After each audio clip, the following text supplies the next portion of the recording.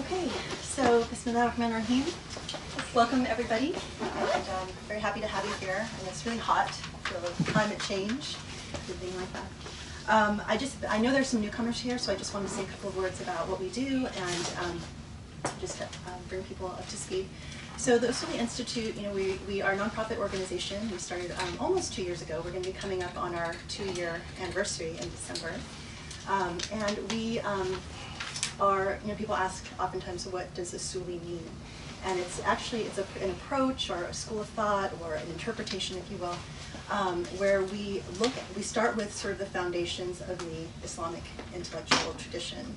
We mine, what our tradition has to say through the Quran, through the whole Islamic intellectual tradition over 1,400 years.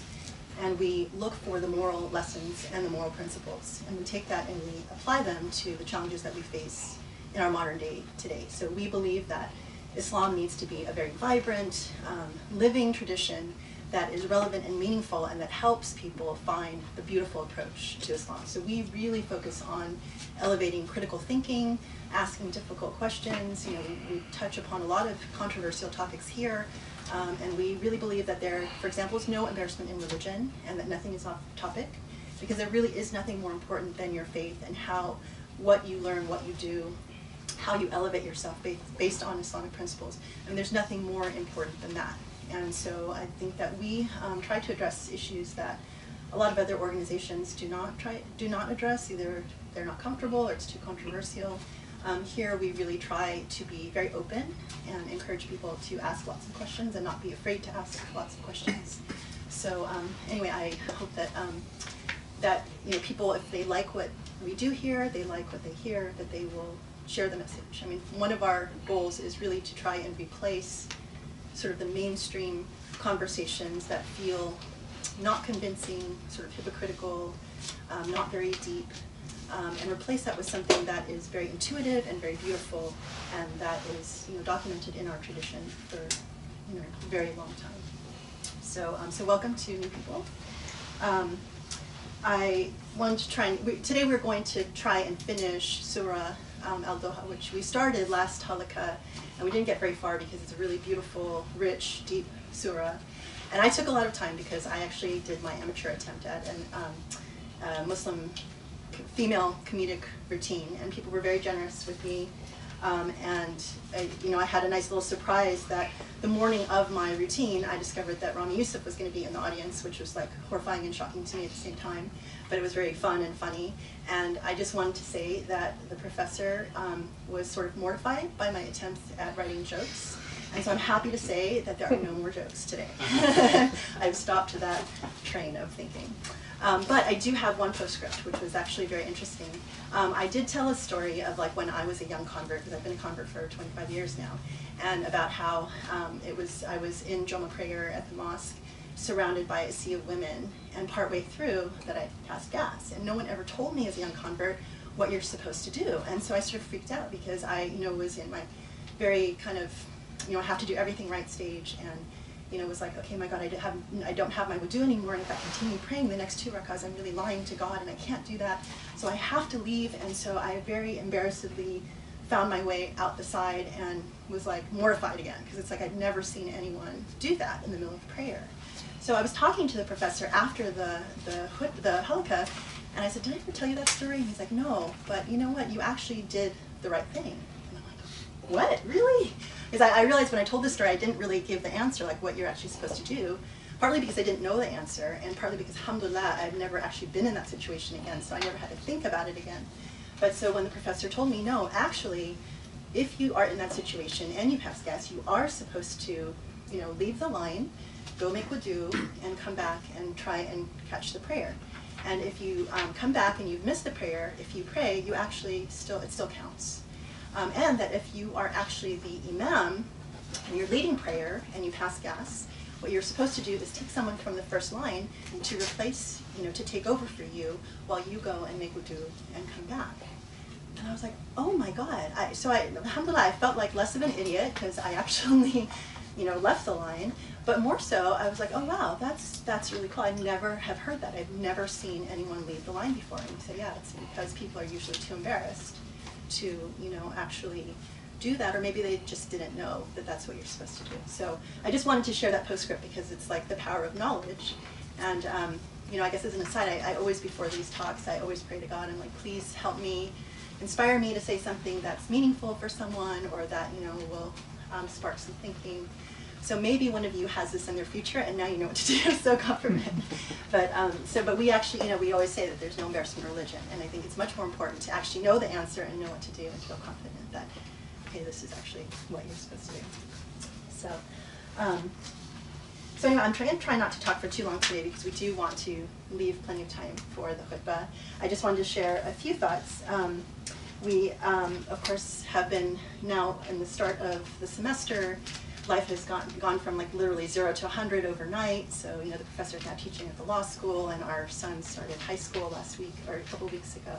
So one of the things that I actually decided to do, which was sort of earth-shattering for me, and I wanted to just share it, is my older son told me, sometimes I actually remove the Facebook app from my phone to give myself a break from life. And I thought, oh my God, that is mind-blowing, because I think I had reached a point where I was such an addict that literally it was bad. Like I would look at my Facebook the minute I wake up, look at it as the last thing before going to bed, and even to the point where if I would wake up in the middle of the night, I would reach for my phone and look at it.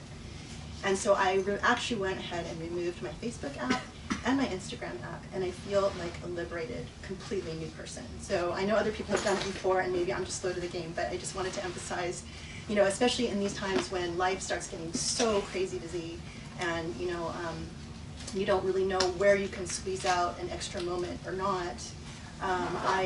Doing just that act not just gave me, I think, hours upon hours of time, but also made me feel like mentally free of an addiction, quite frankly. And so I know that this is one of the big issues of our day. And so anyway, so to try it. And these times, when things are so like fast moving and you feel like you just don't even have enough time to catch your breath and sleep and stuff, it is important to think about sort of your priorities, about how you spend your time. And I hope that people have taken the time. I know it's really hard, but one of the things that we do here is Friday khutbahs virtually. We record every Friday. And the nice thing about doing that here is that there isn't a time pressure. So oftentimes, we can have quite a long khutbah, which is, hard for people who are working, and we understand that. But from an educational perspective and from a sort of spiritual uplift perspective, I have found that just even taking that hour to invest in something really meaningful, like learning something more about your faith, thinking about things in a different way, it can change like the whole way you approach your life during the week. And so I really want to encourage people, like if you haven't had a chance to like keep up or watch, try to carve out some time to listen to the khutbahs, because I don't feel like there is, I'm just going to plug ourselves a little bit. I think what we do here is really special because, we're not obviously funded by any government. We don't have any particular investment in anything other than to try and please Allah, speak the truth, try to do what we can. And we have the blessing and the benefit of this space to speak freely and openly. So just to give you kind of a sampling of like the last 3 khutbahs, yesterday the professor was speaking about the issue of slavery, which has become kind of a hot topic again. I think there have been some books published recently that try to either justify slavery as part of Islam, or try to whitewash, or try to present slavery as not a moral issue.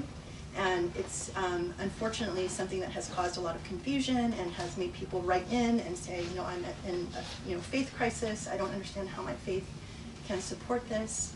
And so the professor addresses that issue, and I think that it's a really important khutbah to watch.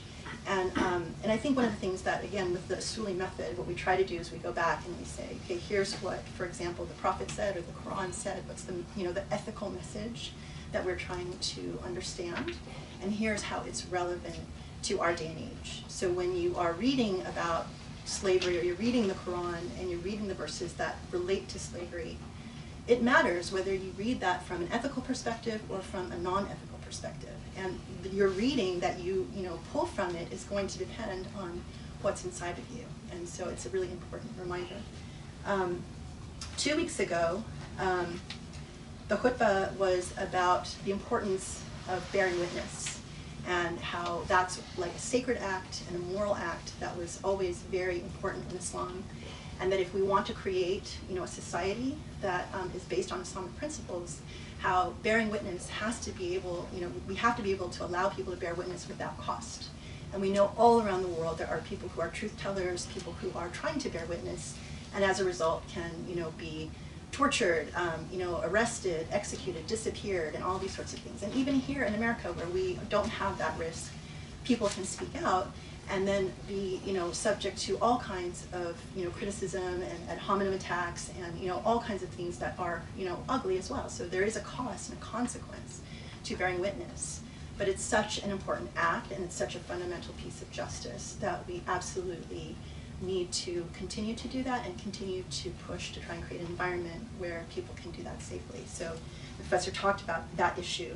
And also the cost, the political cost, because there are a lot of people who have sold out and are, have a lot to gain by either being quiet or not bearing witness or turning the other eye, and how that is really a problem in our community that we need to be aware of. So, and then the khutbah before that, and this is after our last Halaqa, was about creating fitna, modern day sort of version of fitna, and the modern day marketplace. And the idea of fitna being we should not, say anything or do anything that would push people away from Islam or that would make people think bad things about Islam. So fitna in our day and age is not about covering women or silencing women or oppressing women. It's about trying to present ourselves, in a way that is, consistent and dignified with our faith. And so the flip side of that, like if people like ISIS or Daesh or, on YouTube chopping off heads and saying Allahu Akbar, obviously that is not, that is causing a fitna. That is not something that we should be doing to represent our faith. And the last piece on that, which I thought was extremely powerful, is the idea of the modern day marketplace, which, like, someone asked the Prophet, where is the worst place in our time? And the Prophet said the marketplace, because that's kind of where people aggregate and a lot of bad things happen, and you get exposed to a lot of fitna. But the modern day version of that is the internet, and where there's a lot of just horrific stuff, as everybody knows, that you can expose yourself to. And when it comes to Islam, you know that there's so much investment in creating doubt among Muslims and, attacking Islam. And it's part of a, well-financed, well-documented, Islamophobic campaign. And the thing is that people, when they're dealing with the internet, it's really easy to, click on something that looks sort of tantalizing or interesting or whatever.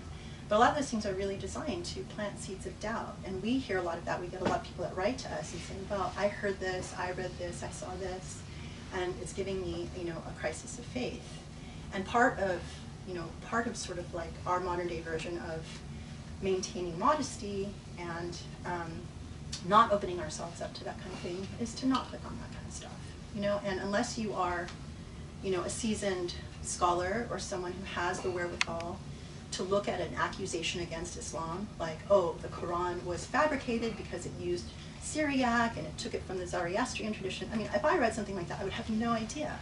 But if somebody, really presented a strong case for that and I didn't know, if I watched it, that would possibly shake my faith. And sometimes it's better just not to do those sorts of things. And we know the internet is, I just want to share the story that we heard about. We're all sort of like, we're all part of this internet, when you are like working on the internet, talking on the internet, you see a lot of the conversation going on the internet. That anonymity allows people, and Muslims in particular, to say things about one another that you wouldn't necessarily say to someone face to face. It's just sort of the nature of the medium, right? So last night, someone who is very close to us that we care about was sharing some stories about how he was trying to find Muslim matches on like Minder and Muslim, I don't know what that, Muslim Match or Musmatch or something like that. I don't know either. But that, I guess what happens is you describe yourself right and you get matched with people. And so one of the matches I think because he is short and knows that women want tall men, under height, he was 7'11". So he got matched with someone, and the girl actually then asked him, okay, really, how tall are you? And he said, actually, I'm 5'4". And she told him, I'm sorry, you're too short. And I can't imagine, like, I'm so mortified, I can't imagine you saying that to someone in person, but you're fine saying it online. And it's just, and it's a, you know, it's a Muslim match kind of thing. And the irony is, on her description, she writes, Jannah is greater than dunya. Than she wants. You know, it's like, okay, but so it's really important. You know, you're gonna exclude someone because of their height, which is, you know, it's just a beautiful soul that could uplift you and help you get to Jannah. So anyway, I just want to say again the danger of being on the internet. But anyway, just the last couple of thoughts. One is I want to thank people. We actually have an Usuli Institute questionnaire that we launched recently, and now we have the link of it on the website. So if anyone wants to kind of give us some feedback, let us know how we're doing, we would really appreciate that. You can definitely weigh in on, you know, the kinds of things we do and offer some suggestions if you have any.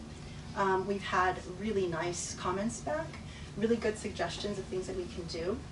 I would also like to say, please consider a monthly donation or a donation of any kind, because there are all kinds of things that we would absolutely love to do, but we just don't have the resources or the manpower. Like, I would love to be able to hire, you know, someone who could be dedicated to, like, increasing our presence, or, you know, dealing with a lot of these social media things, or even taking our very long halaqas and our long khutbahs and excerpting them, because people have said, you know, it's really hard to look at, oh my God, it's a YouTube, it's like 3 hours long. No one wants to touch that, you know, and so it just takes time for someone to go in and say, okay, here's a 5-minute excerpt that kind of gives you a flavor of what we're doing, but we just don't even have the manpower to do that. I mean, we try to do it, but anyway, everything comes with resources, and again, if you believe in what we're trying to do, then please consider, you know, any monthly donation or anything that you can help us with. That would help go a long way. And then just a couple of little random notes. You know, we're about to enter into this, well, we're into the presidential, you know, season and campaign. And I just wanted to say that, you know, if you follow me on Facebook, although I'm not on there as much anymore, you'll know what my personal view is of who I think should be the president. But we, as an organization, as the Usuli Institute, because we're a nonprofit, we are not legally allowed to endorse anyone formally. But I just wanted to say that, you know, I think this is one of the most important things that Muslims can do today is vote, number one. But number two, think in terms of, like, you know, who of the candidates most closely aligns with our Islamic values. And I think it's really easy, you know, to just think about, you know, key issues, whether it's Palestine or, you know, how you treat other human beings. I mean, you know, I think that it's easy to get to the people who are going to be the most likely to touch upon issues that are important to us as Muslims. So I hope that people will get really active, because I think we will not survive another 4 years of Trump. And so God forbid that he will. That I can say, but I say that for myself. But anyway. As an individual. As an individual, not as the Usuli Institute. I want to be very careful to be clear on that. And, you know, like, and along those lines, again, this is sort of a kind of a Muslim slash, you know, it's hard, like, in this day and age, you know, it's easy to, I mean, we do this a lot, we criticize Muslims and, you know, say, oh, Muslims should do this, Muslims should do that. And it kind of gets to a point where you're like, well, you know, one, I don't really want to, it's not that I like criticizing Muslims, but, you know, and then I start wondering, okay, who are we talking about? It's like this amorphous, you know, body of, like, faceless, nameless people. And is this just another, actually, you know, is this something real, or is this something that is also, you know, contributed to by Islamophobia, you know, where people, it's easy to kind of group people, you know, because, anyway, it's just something to think about. But when I see examples of this, I want to share this, because it was something that was thought-provoking for me, and I always like to try and share things that I hope will help people think out of the box a little bit, especially when it comes to our tradition, because so often people come in and they put on their Muslim hat, and then all of a sudden, like, all the, you know, intelligence goes out the window, and it's like, no, okay, we have to reclaim our intelligence and our intellect. So a report came out last week about climate change and about how Hajj is actually in danger, especially during the summer months, because so much of Hajj is, you know, like 20 to 30% of it is spent outdoors, and especially in the summertime coming up, you know, Saudi, that part was going to reach really extreme levels of heat. So someone, as a result, wrote in The Guardian an opinion piece about how, because of this threat to Hajj, Muslims need to, this amorphous group of Muslims must really get behind climate change. And I totally agree with that, but I also find it interesting that it's like, okay, we have to hold out the carrot as this is going to threaten your Hajj. And it's also hard in light of all of the human rights abuses happening in Saudi Arabia to kind of like zero in on, well, maybe we shouldn't, we should get behind climate change because we don't want to lose our opportunity to go to Hajj. Well, okay, Saudi Arabian human rights records aside, let me just kind of point out, in comparison, has anyone heard of Greta Thunberg? Okay, she is, if you haven't heard of Greta Thunberg, she is a 16-year-old climate change activist out of Sweden. She's amazing, okay, and I think she might have a bit of like either, I'm not that familiar with this, but she might be like a little bit in Asperger's, autistic, I don't know, but like high functioning, like super smart, where God put her on this planet to really be focused on this issue of climate change because she started being worried about it when she was 7. And she just arrived in New York a few days ago because coming from Sweden on a solar-powered and hydro-powered boat because she doesn't fly because it has too much of a carbon imprint to fly, and same for like taking a ship. So she found this boat, and it took her 2 weeks to cross the Atlantic with her father. She's coming here to take part in a lot of these UN conferences and climate change related conferences, and she's become this symbol for climate change because starting around, I think, 11 or so, she, well, I'm going to read you a quote from her, but she started boycotting school. Like, she would stop going to school every Friday as in protest of how little was being done for climate change. And it was like, what's the point of going to school and studying and doing this path where people are like, oh, you have to do well in school so you have a future. There's no point in that if there's no planet. And so she, so let me read you this because she was interviewed by Amy Goodman on Democracy Now! So it says, Greta Thunberg was welcomed Wednesday by hundreds of young climate activists. One of them, it was like 1,000 people in New York that met her. One of them asked Greta how old she was when she became an activist. And she says, I first heard about this issue when I was maybe 7, 8, or 9 years old. And then I realized that actually this is very bad. I started to read about it more and more, and when I became about 11, I became depressed. And the climate change crisis was a huge cause of that. And just because I felt that everything is hopeless and there's nothing we can do and no one is doing anything.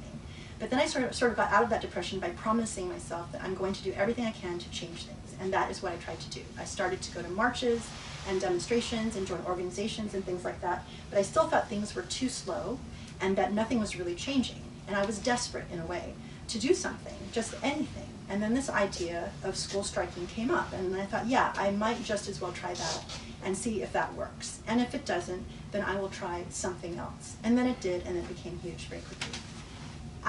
When I listen to this, I'm like, this is so beautiful. A 16-year-old girl who takes it upon herself to do everything against what she's being told, to stand up for justice, for climate, and this is the kind of stuff that I would love to see Muslims do, because she's not doing this for her Hajj or for her Muslim-related cause. She's doing this for humanity. And I think that that's really the role that, we should try to think about adopting when we are approaching some of these bigger issues, and it's about justice for all of us. But, so I just wanted to show that as food for thought. And then, last thing, I could not let International Dog Day pass this past week without sharing something about our dogs. Because, anyone who has been to any of our talks here, I think some people were here when I brought our little puppy Munchkin, and it just absolutely drives me crazy that of all people on earth, that Muslims should hate dogs, by and large. And so I figured that maybe for the next few times, I'll take an opportunity to just tell you some stories about our dog, or our dogs. Because it's one of my goals to, turn that around. I want Muslims to be the ones that are like, alhamdulillah, you don't understand, like dogs are like proof of God, proof of beauty, proof of humanity, proof of love. And to be like the first ones, to be the ones to save them, to not like run away when we see a dog on the street, which happens more often than I care to remember. So I'll introduce you to Luda. Luda is our white German Shepherd. And Luda has whirling dervish in her. And so she likes to twirl when she's happy. And not that there's anything wrong with her, like she tries to chase her tail and bite her back, to the point that when we would go like on vacation and we had dog sitters come, they would be like, is there something wrong with your dog? Like she just keeps like going after her back, like there's something wrong. I'm like, no, no, no. She's just crazy and she just likes to do this when she's happy. And it usually happens when the professor and I are in the same room and she starts twirling. So anyway, I thought that I would show you. So this, Go, Luda, get it. she goes one way, stops, and goes the other. And she does this all the time. So,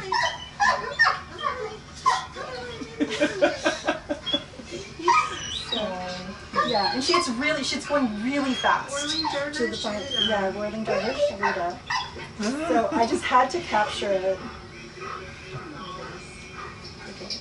I have some other cute ones. I didn't have time to actually bring. I have so many cute dog videos, and it's just like, you know, I wish that Muslims would just take the time to find these cute dog videos, because dogs do crazy things. They're so funny, and you're like, how could anyone hate these beautiful creatures? So anyway, I wanted to leave you with that, and I'll bring more stories in the future, more videos, because we have, I don't know if God just gave us more crazy dogs than anyone, or if everyone's dog is equally crazy. But you know, it's such, sometimes like when the world gets too much, all I want to do is just hang out with my dogs. So I just wanted to share that, because if you haven't experienced the love of a dog, you're really missing out, and that's like a really beautiful part of Islam and the creation of God. So that's it. Thank you. Thank you for joining us. What time is it? 5. What are we going to do about us? 5:11. We have until, so it's Asr now. We can break now and pray. Or we have until. You can go until 7, until 6. You know, I we don't have like to mind them. We have until 7:30. Let me say a short thing, and then let's break and pray, and then we'll before just from what Grace said, and it's something that I talked about in Khutbah. We intellectually we have to come to terms with the undeniable reality in our day and age that communications, media itself, that impacting and influencing the human mind and creating epistemological meaning, creating human consciousness, has developed into a very sophisticated and a very expensive science. We kid ourselves when we think that even as academics in universities who teach courses, that the traditional teaching methods can form and shape and influence the human mind the way that specialists in communications can. And this is why something that it's shaping our modern global reality are these companies that are worth billions of dollars that do nothing but influence the flow of information and the way that information shape human consciousness and human awareness. Now, the challenge that we Muslims confront is that, and I said this in the khutbah, but we have to underscore it and we have to emphasize it, is that currently we have a very unbalanced situation. There are billions of dollars invested in discourses that deconstruct the Islamic tradition. It is no longer the what Edward Said wrote about in Orientalism, where you have evangelicals or scholars attached to colonial projects that write books or articles. No, you have an industry that is worth billions of dollars. And when I did some research as to how many channels exist, full-time channels in so many different countries that do nothing full-time but deconstruct Islamic history, Islamic theology, the Quran, the Hadith. There is a Christian channel that was funded. It's presented by some Egyptians with sources of funding from Germany and other European countries, which is, interesting. Anyway, that does nothing but talk about Bukhari.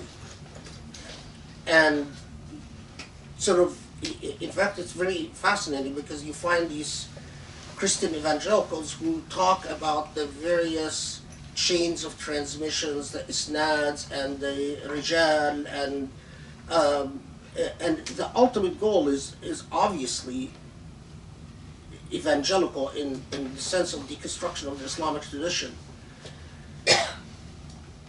Now, you have this serious investment in the deconstruction of the Islamic tradition, but countered by practically nothing other than some individual efforts here and there by self-funded individuals. So you have an industry that targets the Islamic tradition that is remarkably sophisticated, because, for instance, they take things like the Quranic manuscripts that were found in Yemen, the so-called Sana'a manuscripts, and fray and spin an entire discourse about that manuscript that would easily influence people who can't read manuscripts. I inspected these Sana'a manuscripts, and I saw the differences that they talk about, and I can give an extended lecture about what the Sana'a manuscripts represent and the way that the German scholar who wrote several articles initially about them misunderstood the script that he was dealing with. But the way that this historical event is represented in the discourses that deconstruct the Islamic tradition, that again are extremely well funded, very sophisticated, it takes people who are not doing what they're doing part-time, they're doing it full-time. This is their specialty. Their specialty is the deconstruction of the Islamic tradition. And we as Muslims, Saudi Arabia is no longer interested in funding anything that responds to these discourses. The Emirat is only interested in funding,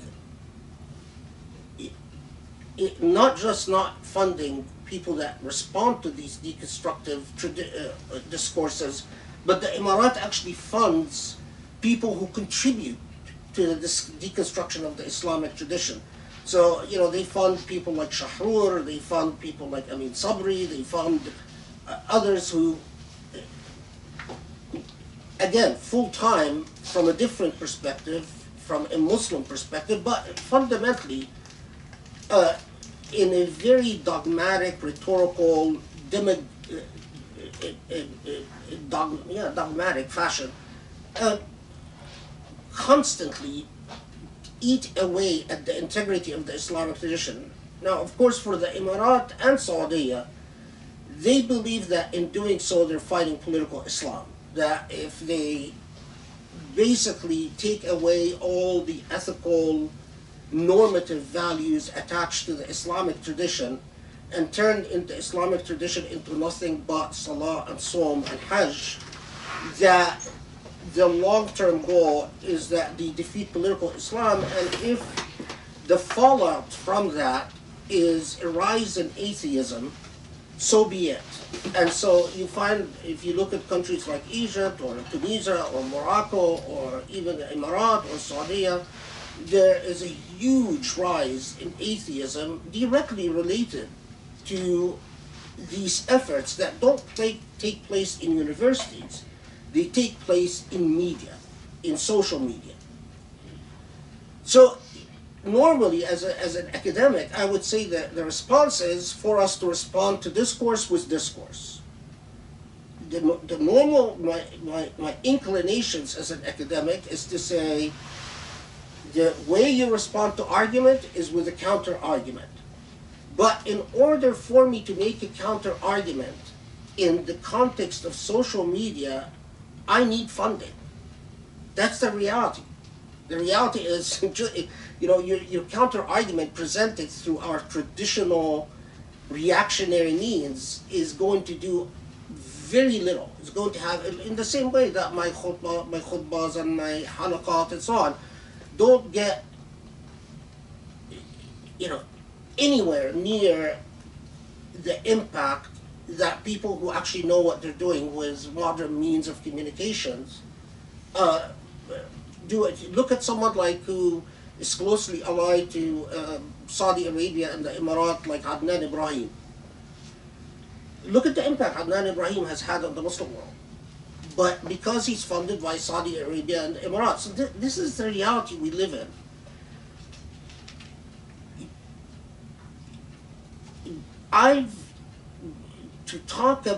To actually counsel people not to expose themselves to arguments is against every intuitive cell in my body.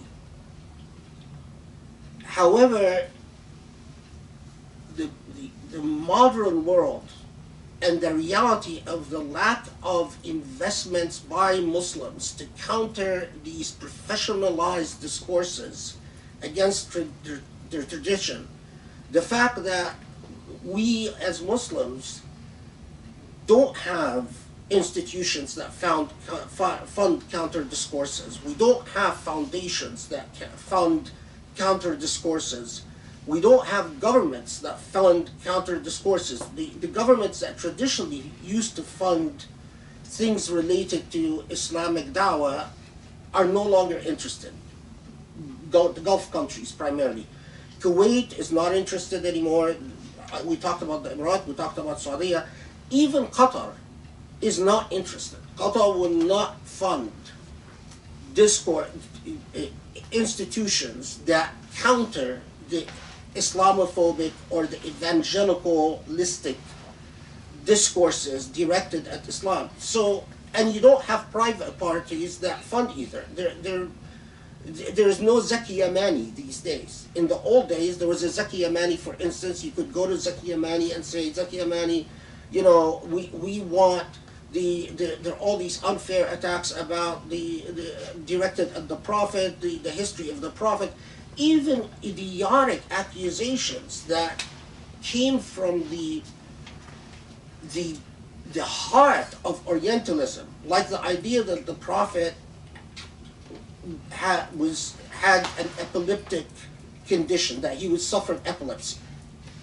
This old accusations that arose from the Orientalist period, of course it first arose with the kuffar of Mecca and Medina, and the hypocrites of Medina as well, but it was taken and weaponized by Orientalists in the colonial era. It disappeared for a long time in the 70s, 80s, and 90s, but lo and behold, in these professionalized anti-Islamic websites and web discourses and social media discourses, the accusation that the Prophet suffered epilepsy and had certain serious mental illnesses they even have doctors that show up on their channels and give these long lectures about reading the symptoms of the Prophet's mental disease. And they have an impact. I mean, some of these people have 1 million followers in Arabic. In Arabic. And to add to the shock of it, you look at the track record of these people and you find that they're being hosted by the Emirat 6 times. One of them, who I know quite well, goes to the Emirat 6 times a year and is treated as a very celebrated guest and appears on, by the way, Emirati TV channels and is interviewed about his views, and it's a very you want to see the direct result of that. Study the effect of social media in the Rohingya genocide. This is a genocide that in which social media played a direct, complicit, conspiratorial role. If you could actually, if we had something similar to the RICO statute in the international field, you could actually prosecute people for a criminal conspiracy against the Rohingya because the elements of the conspiracy is there. Look at the genocide that is taking place against Muslims in East Turkestan. Social media played a critical role in convincing China that nationalism is a Muslim disease, and that in the same way that Muslim Chechens became a pain in Russia's side, that the Muslims of East Turkestan are going to be a nationalistic threat to them and resulted directly in the ongoing genocide. And the complete silence and complicity of the entire world to the suffering of Muslims in China. Again, it's not a matter, there are plenty of academics that give very learned lectures in their classrooms about the history of East Turkestan, the suffering of the people of East Turkestan, the various massacres that perpetuated against them, but it doesn't matter. Either Muslims invest in a counter discourse, because those who are financially capable will be held accountable before Allah in the final day. I have no doubt about that. Every Muslim who could have founded a counter discourse and did not, I would not like to be in their position in the final day. In fact, that's the point where I'm very grateful to Allah that that Allah willed that we be without needs, because money is a very serious responsibility in our day and age. This has even gone so far that I started thinking to myself, maybe I can't justify before Allah buying books anymore. Because if I had money, maybe the money should go to supporting modern communications that counter this evil rather than buying books, because we live in a very different world. Now, since we do not have a professional source of consistent, well-organized, well-funded counter media, the only thing that I can do is to counsel refrain. And that's where the idea of don't click on an Adnan Ibrahim, don't click on an Amin Sabri, don't click on these sources, because if you do, you're going to hear stuff that you will not be able to counter. And if it was a respectable representation of data that had integrity, I would say, no, hear a point of view, like you read Orientalist scholars. It's a point of view. So what? I mean, consider it. But this material is so devious, so sinister. The way it presents information is so deceitful. There's no other word. Deceitful. That, you either respond to it professionally or you don't expose yourself to it. And Allah knows best. I mean, that's the point. And I know it's, some people tell me, telling this generation, refrain from exposing yourself to things on social media is a fool's errand, and you just sound like a dinosaur when you say things like that. But what I've heard on these channels over a period of were things that were so deceitful. I mean, and your ability to recognize the disinformation would require a well-organized effort, not a... Anyway, that's the... Okay, so let's pray Asr and then we'll inshallah get into Duha, and inshallah we will finish it today.